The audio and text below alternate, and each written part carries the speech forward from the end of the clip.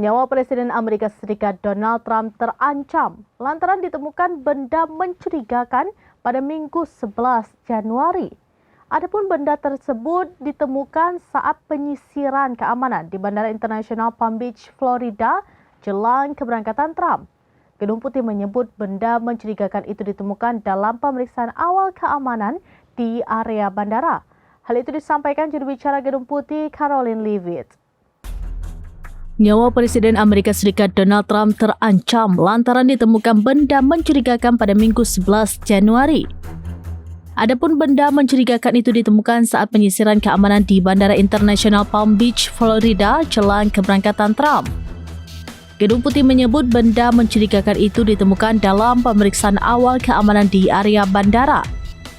Hal itu disampaikan juru bicara Gedung Putih, Karoline Leavitt. Ia mengatakan aparat menilai perlunya dilakukan penyesuaian prosedur pengamanan setelah temuan tersebut.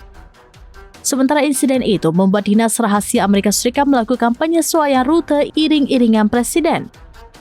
Bahkan langkah pengamanan ditambahkan seusai adanya penemuan benda misterius tersebut.